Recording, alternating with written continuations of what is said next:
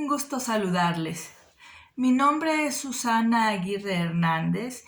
Imparto el taller de creación literaria en los dos planteles de la Escuela Nacional de Ciencias Biológicas, asignada por la Coordinación de Literatura de la Dirección de Difusión y Fomento a la Cultura del Instituto Politécnico Nacional.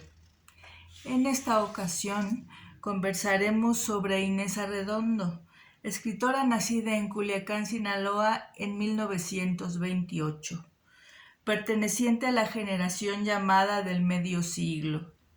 En su paso por la Facultad de Filosofía y Letras de la UNAM, recibió clases de don Julio Torri y de Carlos Pellicer. Después, fue profesora temporal de la asignatura de Literatura de los Siglos de Oro y al mismo tiempo fue profesora de Literatura de la Escuela de Cine de la UNAM en 1968. Se le considera excelente cuentista, ensayista y novelista. En lo que respecta a sus cuentos, le otorga atención al desarrollo de los papeles femeninos y enfrenta las visiones de lo irreal y lo sórdido de la realidad de aquel tiempo. En la actualidad, la editorial Fondo de Cultura Económica tiene una edición de cuentos completos y en su cuarta de forros dice de ella, cito: de forma precisa, sin excesos ni carencias, Inés Arredondo teje historias impulsada por un deseo innato de escribir. Sus temas apuntan la inexplicable dualidad de la existencia.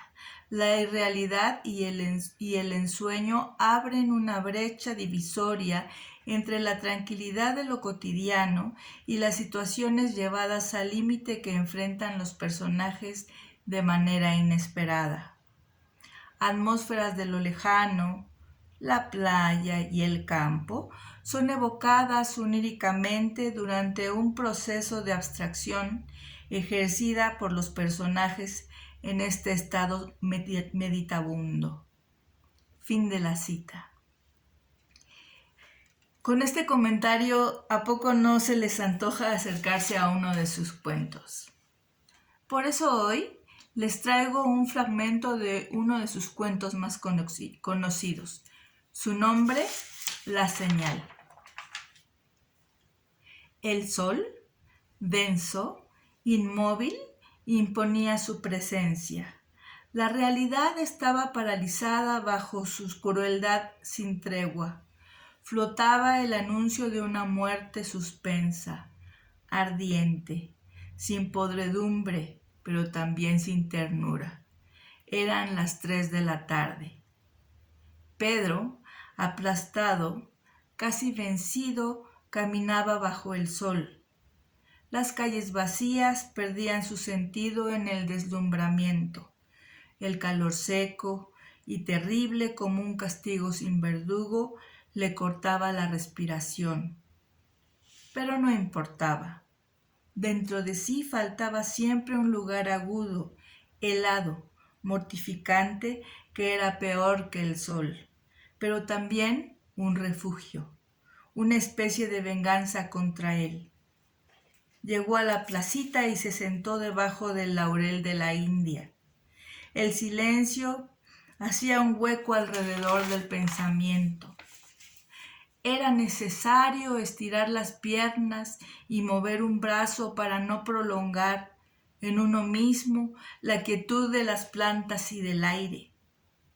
Se levantó y dando vuelta alrededor del árbol se quedó mirando la catedral.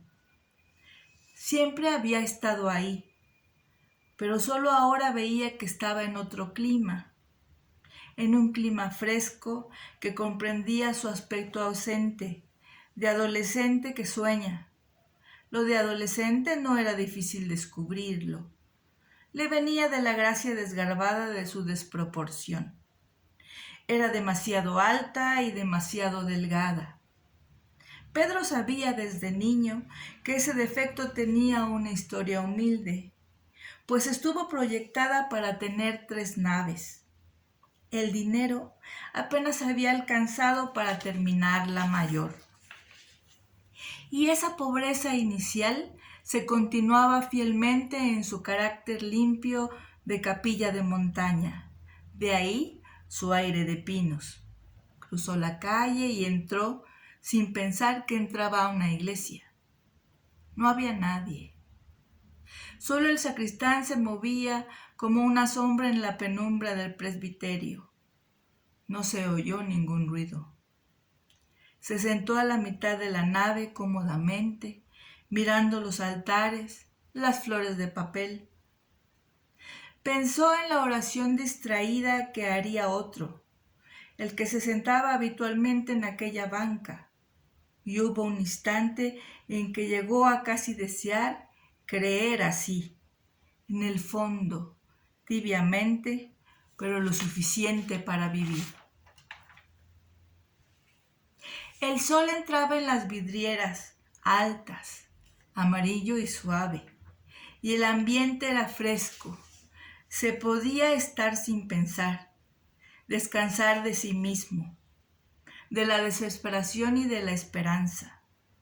Y se quedó vacío, tranquilo, envuelto en la frescura y mirando el sol apaciguado deslizarse por las vidrieras. Entonces oyó los pasos de alguien que entraba tímida y furtivamente. No se inquietó ni cambió de postura siquiera. Siguió abandonado a su indiferente bienestar hasta que el que había entrado estuvo a su lado y le habló.